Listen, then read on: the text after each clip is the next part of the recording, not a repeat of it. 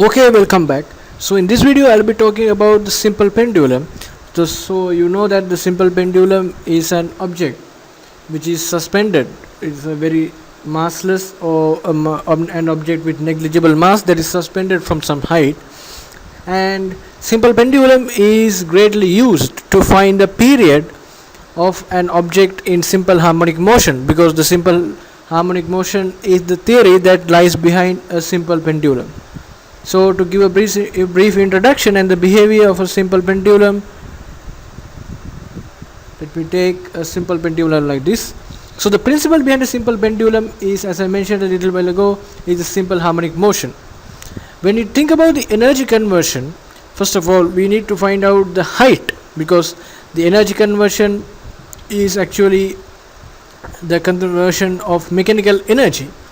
So when the pendulum is at its base, you can say that it has maximum kinetic energy, Ke maximum, and minimum potential energy, so P is 0.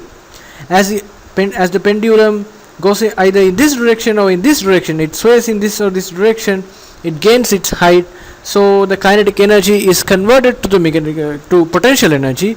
And at the amplitude, we call this the amplitude. So if you have studied about the concepts of simple harmonic motion, you may know what is meant by the amplitude. Amplitude is the maximum distance that an object travels from the main position. So this is the main position. So the maximum distance that the object travels from the main position is this distance. So this distance is the amplitude, and at the amplitude in this example the object has attained a height of h. So at B here and at C here, the height is h, and it is the maximum potential energy that the object can get.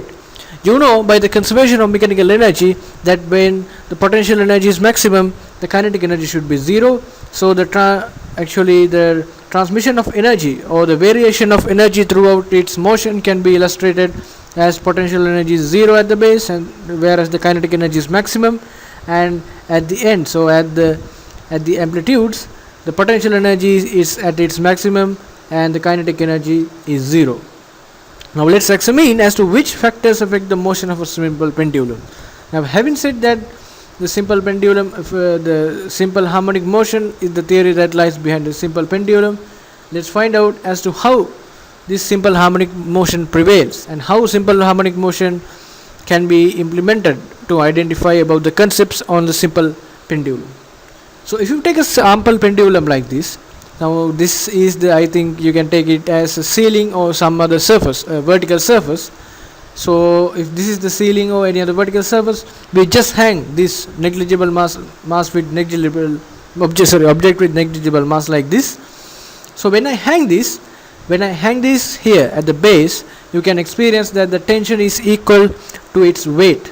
The tension experienced by the string is equal to the weight of the object.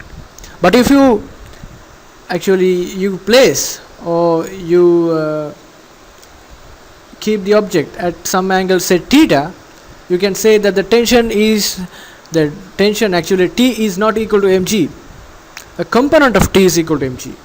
So in this case, when we decompose the force, the tension, we can say that the tension is balanced by mg cos theta, right? So you can take now, if this is mg and this is theta, this will, in this direction it will be mg cos theta. So T is equal to mg cos theta. So there is no object, actually the object doesn't move in this direction, right? Because the total net force is 0, the object doesn't move, so that this object doesn't move along the string but moves perpendicular to the string. And the other component of mg, now I told you that this component is mg cos theta, and this component, which is mg sin theta, is the component that is used to accelerate the object. So we can find the acceleration of the object, and we can build up a relationship for the acceleration of the object by applying Newton's second law of motion. So by applying F equals ma in this direction, so that the direction I am considering is perpendicular to the string, the direction of the string, in this direction, you can say that the force experienced by the object is equal to minus mg sin theta, right? So since theta is small, you can assume that sin theta is approximately equal to theta radian, because I am taking this theta in radian, not in degrees. So I can say that f is closely equal or almost equal to minus mg theta, because I can substitute theta in place of sin theta, since theta is very small. Now in the case we don't in this case we don't tray this to an angle of say 50 degrees or angle of 60 degrees, which is 5 by 3 radian. We just take it from 0 to 10, right? 0 to 10 or 10 to 20 in a very small degree. So for so small degrees or small radian values, you can assume that sin theta is approximately equal to theta. So f is equal to or approximately equal to minus mg theta. However, it's easy if you can build up a relationship for the acceleration of the object. So what we do is that now we know when an object is moving in circular motion. Now you may have already known about the analogy between the circular motion and the simple harmonic motion. You know that when an object is moving in circular motion, when the object displaces the circular orbit or the circular path by theta degrees, and if the radius of this path is r, you can say that the curved distance displaced by the object s is equal to its radius times the angle displaced. So we can say s equals r theta, and in this case I'll take this distance, which is s now. Now this is very similar, since this is moving in simple harmonic motion. You can take an analogy between the simple harmonic motion and the circular motion. So you can say that this distance, this curved distance x, is equal to the radius. So the radius is L, because this is a fixed point, this is the moving point. So the distance between the fixed point and the moving point can be considered as the radius of movement. So the radius here is L.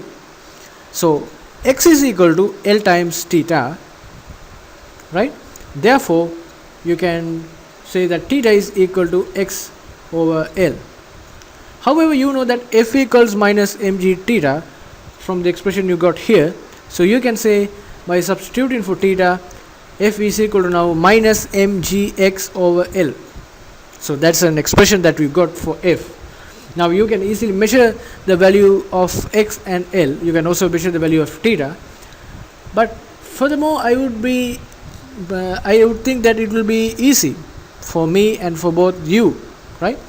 If you can build up a relationship for a, or the acceleration, and then we can find the time period, the angular speed, and even the angular acceleration of the object. We can find other vectors that is closely associated with the movement or the motion of the object. So what I'll do is that again I will put f equals ma, or the Newton's second law of motion, to find the acceleration. So if we know that f is now equal to minus mgx over L, so by applying f equals ma is now equal to minus mgx over L. So you can cancel m to m, because m is not equal to 0. So we finally find a equals minus g over L times x. However, now g is a constant. You know, g is the gravitational acceleration, and L is a constant. In this case, L is a constant because the radius is unchanged, or the distance between this fixed point and the object, the length of the string, we don't change that. So both g and L is a constants. So g by L should also be a constant. And furthermore, this is in the form of a equals minus omega squared x, omega being the angular speed of the object, because omega is a constant for an object in circular motion, simple harmonic motion, and also in circular motion. And since g by L is a constant, we can assume that g by L is equal to omega square. However, you know that if an object is in the form, if an object obeys this equation, this is actually the characteristic equation of the simple harmonic motion. So this is like going upside down, right? We first assume that the object moves in simple harmonic motion, and finally we have proved that the object is in simple harmonic motion, because when an object obeys the equation a equals minus omega squared x, that object we say obeys the simple harmonic motion, because a equals minus omega squared x is the characteristic equation for any object in simple harmonic motion. Now you know that you can say that omega squared is now equal to g by L. Omega squared is equal to g by L. However, we also know that the time period of revolution, or time period of movement, or time period of motion of an object in either simple harmonic motion or circular motion or even rotational motion is equal to 2 phi by omega. So T is the period, 2 phi is a constant, and omega is the angular speed. So you know that omega is now omega squared is equal to G over L. So omega is equal to root G over L. So you can substitute the value of omega, and finally we get T equals 2 phi root L over G.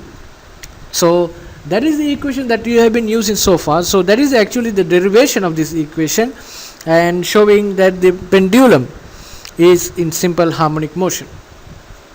Now, having derived a relationship between the time and the length, now G, you know the value of G. So actually these 2 phi is a constant, G is a constant. So you can say T is equal to 2 phi root L over root G. So T is also equal to 2 phi over root G whole thing times root L. So 2 phi over root G, since G is a constant, 2 phi over root G is a constant. So T is actually directly proportional to root L, or L to the power half. So actually we don't know the value of T. We can find the value of T using this. So this is a great relationship. You know this relationship when you study it under simple harmonic motion. So this is about the derivation. Now, having got the derivation, having derived this equation, we can do a sample experiment, or a simple experiment using the simple pendulum. So the experiment that I will be doing here is to find the value of G at that place. For example, if you are doing in a lab, or if you can easily also do this at your home. If you have the instruments, so just take a negligible mass, and what you need further is a stopwatch and just a pointer. So I'll explain the experiment in the next few slides. So what you can do is that now, since you know that G is a constant and 2 phi is a constant, what you can do is you can build up a simple relationship between T and L, T being the period and L being the length of the string or the radius of the circular motion. So you know that T equals 2 phi over 2 phi times root L over G. By squaring both sides, you can say T squared equals 4 phi squared over G times L. However, you know that if T squared is assumed y, I mentioned this is a constant, so 4 phi squared over G is a constant, so I can take it as m, or the gradient, and L is actually the independent variable. You can change L and you can find different values for T squared. So this is in the form y equals mx, and the gradient is 4 phi squared over G. So if you do an experiment so that you have some values for x, or the length of the string, and you get some values for y, you can find from the gradient, you can find, since m is equal to 4 phi squared over G, you can find the value of 4 phi squared. So that is approximately 4 times phi squared is approximately 10, so that will be 40. So m is approximately 40 over G, so G is approximately 40 over m. So if you can draw a graph after doing an experiment for the simple pendulum, from the gradient you can find the value of G at that place. So that is the experiment that I will be conducting. So for the experiment, you need some materials here. So you know that simple pendulum is the utmost important. Simple pendulum is the instrument that is utmost important because we are doing it. And also you need a stopwatch. That is because now you have to find the value of T. Now what we do is that we take L as the independent variable and T as the dependent variable. We change the values for L and we find the values for T. So to find the values for T, you need an instrument to measure the time. So what you do is that you use a stopwatch here. And if you are maintaining the length and finding the time, and if you want to change the length, you have to measure that length. To measure that length, measure the length of the string, what I mean, we have to take a meter ruler for that, or a meter scale, an instrument with a meter scale. It's better if you can do a meter ruler, because you can possibly use a vernier caliper or a micrometer screw gauge, because we take it to be somewhat about 1 to 2 meters in length. So you can't use it. I don't think that you have another instrument to measure other than a meter ruler for that. And also we need a stand with a fixed point. I'll explain why. And a weightless string, so that that's actually a part of the simple pendulum. So the method of this experiment is as follows. First of all, what we do is we place the apparatus and keep the length of the pendulum to be 2 meters. What we do here is that let me go to that slide where I explained about the first concepts. Now here what we do is we keep the length. Now we don't actually sway it, or we don't keep it at an angle here. What we do is that at the beginning we keep this string vertical, so that we normally take the length to be 2 meters. Actually you don't need 2 meters, you can take anything 1.5, 1.75 like that, right? So 2 meters is not outmost important, so you can take any length that is greater than say half a meter or 1 meter. So if it is better if you can take a string of 2 to 3 meters. So what we do is that we keep the string like this, with the mass here vertically, not like in like this position, we keep it vertically. So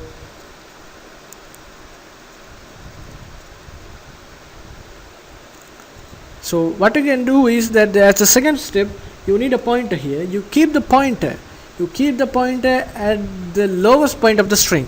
Now the lowest point of the string here is that when you keep the pendulum like this, so the lowest point of the string will be somewhere here. So actually we are doing this experiment in 3D or 3 dimensions, so it's hard to explain by drawing here. So you can assume that this is in 2 dimensions. Actually the string is initially at such a position and the object is here. So what we do is that we keep a pointer. If you think this is the 3rd dimension you are thinking of, you can keep the pointer like this, so that it doesn't touch the lowest point, because when it goes up and when you release from some point, it should be, the string should be and the mass should be able to rotate freely like this. So we don't actually touch the object, we keep it so that it merely touches at the lowest point, so that it merely touches the object. So and then what we do is that we can displace the string either clockwise or anti-clockwise, as we have done in that figure. You can see here we have displaced it to an angle theta. So theta should be very small to do this experiment, because theta should be small because of this assumption. Since theta is small, you can assume saying theta equals theta radian. If theta is not small, you can't assume like that, and you can finally get the equation in the form of A equals minus omega squared x, and you can simply say that the object obeys simple harmonic motion. So theta should be very small when you are taking the measurement, or when you are displacing the object either in the clockwise or the anti-clockwise direction, and we displace the object to some angle, and when we release the object. At the 4th step, at the first instance, when the string passes the pointer, we activate the stopwatch. So the stopwatch starts from 0, 0, 0, 0 minutes, 0 seconds, and even 0 points. So that depends upon the stopwatch. If you are using a mechanical stopwatch, you can do it mechanically. If you are using an electronic one, you can do it electronically. So that depends upon the type of the stopwatch. If it is better actually if you can use an electronic stopwatch here, because it's much precise and we can measure some even into point form, that is even 1/100th of seconds. However, as a 5th step, what you can do is that we have to take the readings up to 50 complete revolutions. This is an important step, because when you take 50 complete revolutions, the average of the measurements you are taking is pretty accurate. If you take 20 measurements, now say the total time taken by the object to go 20 revolutions is t1 or t simply. So the average time taken by the object to complete a revolution is t by 20. However, if you take the readings up to 50 complete revolutions, the average time taken by this object is t by 50. So t by 50 is simply less than t by 20.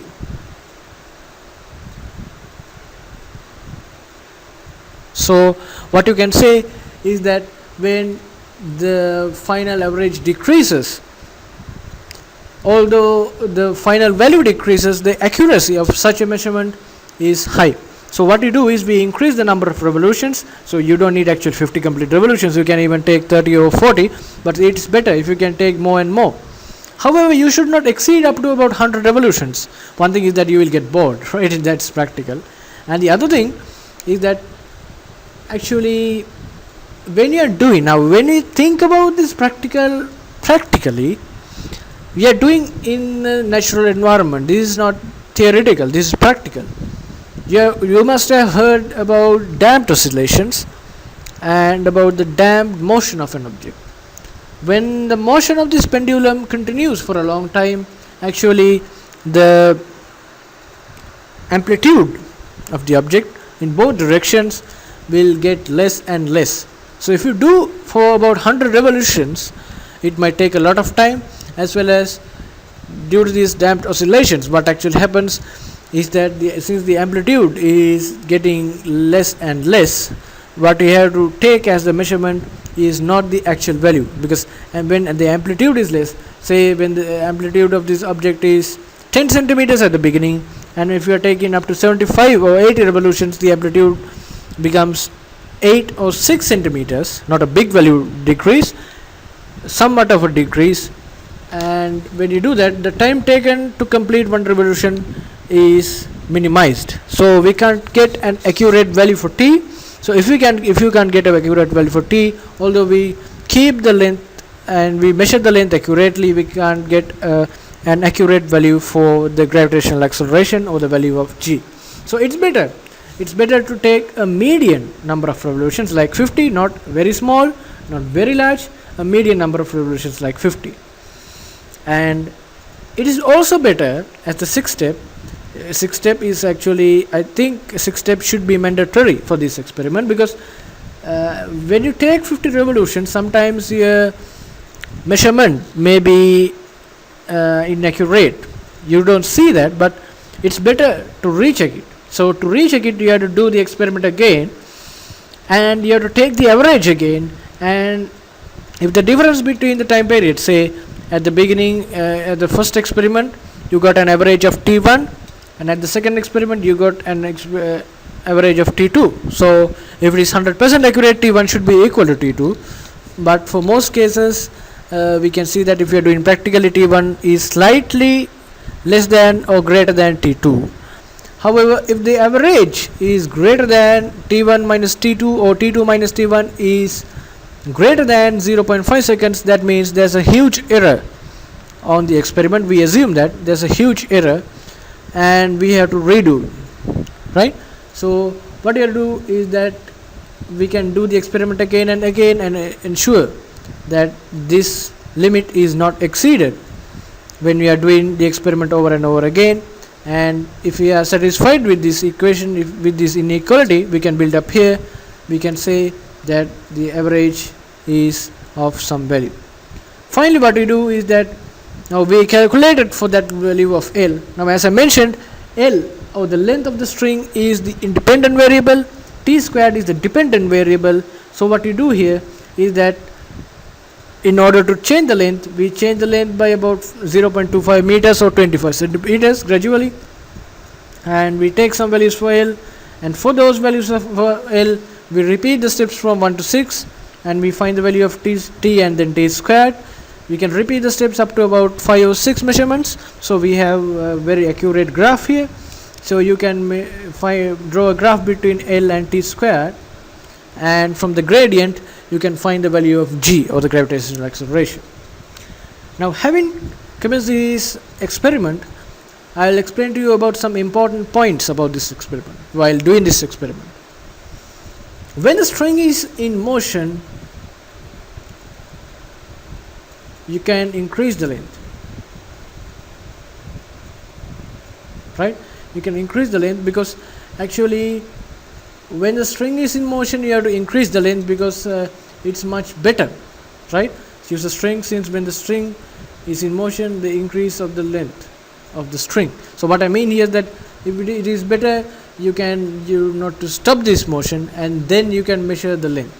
The second step is to prevent the changing the length of the string. The string should be swayed perpendicular to the stopper. So stopper is the part that you have here. So stopper is, you get a stopper here. If you are doing an experiment, if you do an experiment practically, you should have a stopper here, so that this string is connected to this ceiling or this surface wall or this surface by that stopper. So the string should be swayed perpendicular to the stopper. So the stopper is horizontal in this direction. We can keep the stopper like this.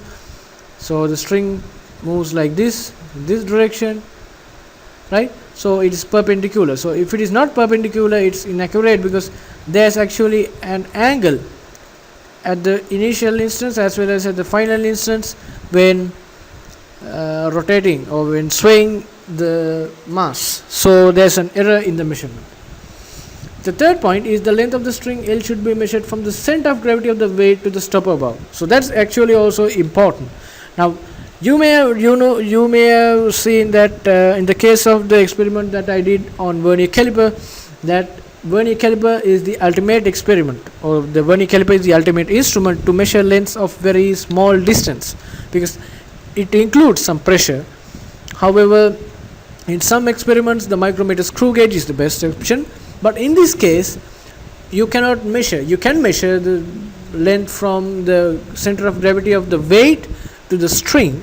You can measure the length from the center, from the final point of the string to the stopper, that's no problem. But to measure the length from the string's end point to the center of gravity of the weight, you can use, but the accuracy of a measurement using a meter scale is somewhat low. So what you do is that pressure is not an important factor to be considered, so you can easily use a vernier caliper to do that. You can measure the center of gravity of the weight some distance using a vernier caliper, and from the distance between the center of gravity of the weight to the final point of the string, and then you can measure the distance between the final point of the string and the initial point of the string, or actually the initial point is inside the stopper. It's actually connected to the stopper. So the length of the string should be from the center of gravity of the weight to the stopper above. So that's actually important when you are measuring the length. So if you do this practical accurately, you can get an accurate value for L, and see that the accurate value for T squared, and finally an accurate value for G.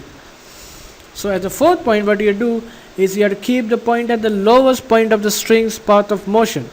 The time can be accurately measured since the string sways at its higher speed at the lowest point. So I explained to you that at the energy conversion, now in this case, let me go to that slide again.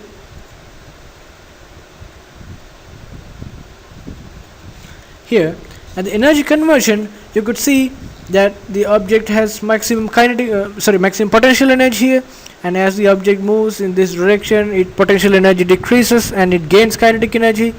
However, the object and the string, the system, obeys the conservation of mechanical energy. So when the potential energy decreases, kinetic energy increases, and when the potential energy reaches its zero value here, you get the kinetic energy maximum. If you do the practically, you may have seen or you may have experienced that it's always easy to take measurements when the speed of the object is at its highest. So you know that the mass of the object doesn't change when it is in motion. So kinetic energy maximum, you can say that when the kinetic energy is maximum, the speed of the object is also at its maximum. So if you do the practically, you may have seen that at the maximum speed, or at the bottom position, or at the base of motion, it's always easy to take measurements. And if you do the practical, if at two positions, taking the pointer to the amplitude and taking the point to the base, you can say that if you can do two experiments, you can finally say that the most accurate value for G can be obtained at the high speed or at the base. So these 4 points are actually important points to give you a further accurate value of the G and further accurate experiment. So in this video I explained to you about the simple pendulum, the concept of simple pendulum, which is the simple harmonic motion, the object's movement in simple harmonic motion, the energy conversion, about deriving an expression so that you can derive that the simple pendulum is in simple harmonic motion by using the characteristic equation of the simple harmonic motion. And then we did a sample experiment to find the value of G. We drew a graph, and then using the gradient we found the value of G. So this experiment or this video is all about the simple pendulum. So in the next video I'll be going to another topic on physics practicals. So thanks for watching this video, and see you then.